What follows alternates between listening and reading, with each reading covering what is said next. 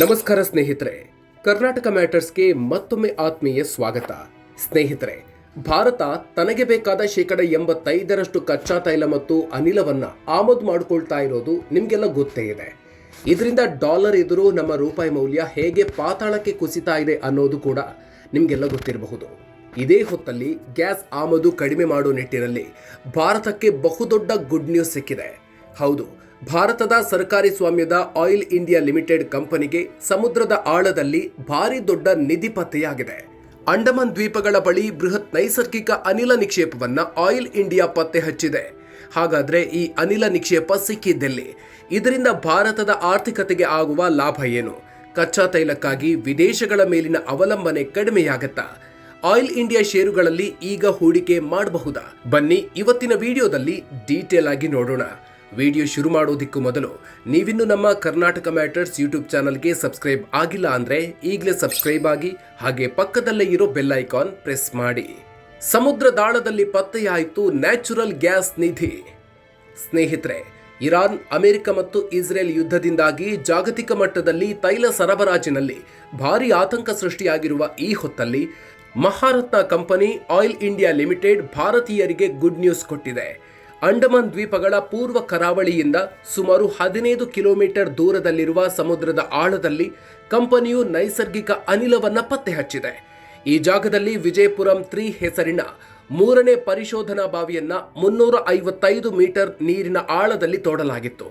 ಈ ಬಾವಿಯನ್ನ ಬರೋಬ್ಬರಿ 1900 ಮೀಟರ್ಗಿಂತ ಹೆಚ್ಚು ಆಳಕ್ಕೆ ಕೊರೆದಾಗ ಇಲ್ಲಿ ಭಾರೀ ಪ್ರಮಾಣದ ನೈಸರ್ಗಿಕ ಅನಿಲ ಇರೋದು ಖಚಿತ ಆಗಿದೆ. ಈ ಬಾವಿಯಲ್ಲಿ ಕೊರೆಯುತ್ತಿದ್ದಂತೆ ಅನಿಲದ ಒತ್ತಡ ಹೆಚ್ಚಾಗಿ ತಕ್ಷಣವೇ ಅನಿಲ ಉತ್ಪಾದನೆ ಕೂಡ ಶುರುವಾಗಿದೆ ಅಂತ ಆಯಿಲ್ ಇಂಡಿಯಾ ಬಾಂಬೆ ಸ್ಟಾಕ್ ಎಕ್ಸ್ಚೇಂಜ್ಗೆ ಮಾಹಿತಿಯನ್ನ ನೀಡಿದೆ. ಒಂದಲ್ಲ 2 ಬಾವಿಗಳಲ್ಲಿ ಗ್ಯಾಸ್ ಪತ್ತೆ. ಸ್ನೇಹಿತರೆ, ಅಚ್ಚರಿಯ ವಿಚಾರ ಅಂದ್ರೆ ಆಯಿಲ್ ಇಂಡಿಯಾಗೆ ಅಂಡಮಾನ್ನಲ್ಲಿ ಗ್ಯಾಸ್ ಸಿಗ್ತಾ ಇರೋದು ಇದೇ ಮೊದಲೇನಲ್ಲ. ಕಳೆದ ವರ್ಷ ಅಂದ್ರೆ ಸೆಪ್ಟೆಂಬರ್ 2025ರಲ್ಲಿ ಇದೇ ಬ್ಲಾಕ್ನಲ್ಲಿ ತೋಡಲಾಗಿದ್ದ ವಿಜಯಪುರಂ 2 ಬಾವಿಯಲ್ಲೂ ಗ್ಯಾಸ್ ಸಿಕ್ಕಿತ್ತು. ಅಂದ್ರೆ ಇಲ್ಲಿವರೆಗೆ ಕಂಪನಿಯು ತೋಡಿರುವ 3 ಬಾವಿಗಳ ಪೈಕಿ 2 ಬಾವಿಗಳಲ್ಲಿ ಹೈಡ್ರೋಕಾರ್ಬನ್ ಇರೋದು ಪಕ್ಕಾ ಆಗಿದೆ.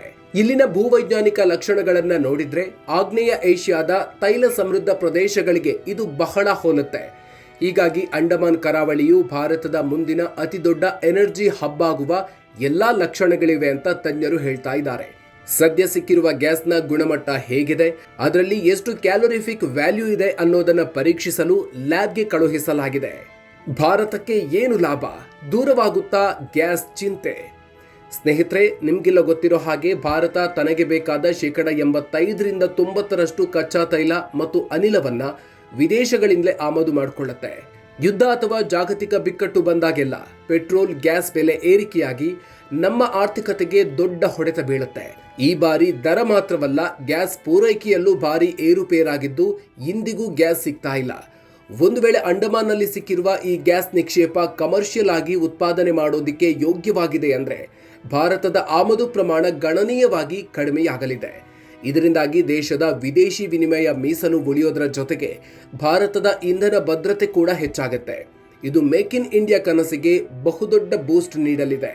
ಆಯಿಲ್ ಇಂಡಿಯಾ ಷೇರು ಖರೀದಿಸಬಹುದಾ? ಏನ್ ಹೇಳ್ತಾರೆ ಎಕ್ಸ್ಪರ್ಟ್ಸ್?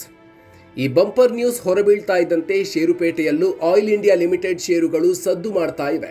ಶುಕ್ರವಾರದ ವಹಿವಾಟಿನಲ್ಲಿ ಷೇರುಗಳ ಬೆಲೆ ಸುಮಾರು 483ರ ಆಸುಪಾಸಿನಲ್ಲಿ ಟ್ರೇಡ್ ಆಗ್ತಿತ್ತು. ವಿಶೇಷ ಅಂದ್ರೆ ಈ ವರ್ಷದಲ್ಲಿ ಈ ಷೇರು ಈಗಾಗಲೇ 14% ಉತ್ತಮ ರಿಟರ್ನ್ಸ್ ನೀಡಿದೆ. ಮುಂದಿನ ದಿನಗಳಲ್ಲಿ ಅಂಡಮಾನ್ ಬ್ಲಾಕ್ನಲ್ಲಿ ಕಂಪನಿಯು 3D ಸೀಸ್ಮಕ್ ಡೇಟಾ ವರದಿಗಳನ್ನು ಪಡೆದು ಮತ್ತಷ್ಟು ಬಾವಿಗಳನ್ನು ತೋಡಲಿದೆ. ಅಲ್ಲೂ ಗ್ಯಾಸ್ ಅಥವಾ ತೈಲ ಸಿಕ್ಕರೆ ಈ ಷೇರಿನ ಬೆಲೆ ಗಗನಕ್ಕೇರೋದು ಖಚಿತ. ಆದ್ರೂ ಇದು ಬೈ ರೆಕಮೆಂಡೇಶನ್ ಅಲ್ಲ. ಹೂಡಿಕೆ ಮಾಡುವ ಮುನ್ನ ತಪ್ಪದೆ ನಿಮ್ಮ ಫೈನಾನ್ಷಿಯಲ್ ಅಡ್ವೈಸರ್ ಸಲಹೆ ಪಡೆಯಿರಿ. ಒಟ್ಟಿನಲ್ಲಿ ಸ್ನೇಹಿತರೆ, ವಿದೇಶಗಳ ಮೇಲೆ ಅವಲಂಬಿತವಾಗಿರುವ ಭಾರತಕ್ಕೆ ಅಂಡಮಾನ್ ಸಮುದ್ರ ದಾಳದಲ್ಲಿ ಸಿಕ್ಕಿರುವ ಈ ಗ್ಯಾಸ್ ನಿಕ್ಷೇಪ ಬಹುದೊಡ್ಡ ವರದಾನ ಆಗೋ ಸಾಧ್ಯತೆ ಇದೆ. ಈ ಬಗ್ಗೆ ನೀವೇನು ಹೇಳ್ತೀರಿ? ಅಂಡಮಾನ್ ಕರಾವಳಿ ನಿಜಕ್ಕೂ ಭಾರತದ ಇಂಧನ ಸಮಸ್ಯೆಯನ್ನ ನೀಗಿಸುತ್ತಾ? ಪೆಟ್ರೋಲ್, ಗ್ಯಾಸ್ ಬೆಲೆ ಭವಿಷ್ಯದಲ್ಲಿ ಕಡಿಮೆಯಾಗೋ ಲಕ್ಷಣಗಳಿದೆಯಾ? ನೀವು ಆಯಿಲ್ ಇಂಡಿಯಾ ಷೇರುಗಳಲ್ಲಿ ಇನ್ವೆಸ್ಟ್ ಮಾಡ್ತೀರಾ? ಕಾಮೆಂಟ್ ಬಾಕ್ಸ್ನಲ್ಲಿ ತಪ್ಪದೆ ನಿಮ್ಮ ಅಭಿಪ್ರಾಯ ಹಂಚಿಕೊಳ್ಳಿ.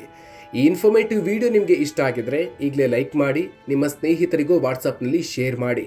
ಬಿಸ್ನೆಸ್, ಆರ್ಥಿಕತೆ ಮತ್ತು ಷೇರುಪೇಟೆಯ ಇಂಥ ಲೇಟೆಸ್ಟ್ ಅಪ್ಡೇಟ್ಸ್ಗಳಿಗಾಗಿ ಮರೆಯದೆ ನಮ್ಮ ಕರ್ನಾಟಕ ಮ್ಯಾಟರ್ಸ್ ಯೂಟ್ಯೂಬ್ ಚಾನಲ್ಗೆ ಸಬ್ಸ್ಕ್ರೈಬ್ ಆಗಿ. ಮುಂದಿನ ವಿಡಿಯೋದಲ್ಲಿ ಮತ್ತೊಂದು ಇಂಟ್ರೆಸ್ಟಿಂಗ್ ವಿಚಾರದ ಜೊತೆಗೆ ಮತ್ತೆ ಸಿಗೋಣ. ಅಲ್ಲಿವರೆಗೂ ನಮಸ್ಕಾರ.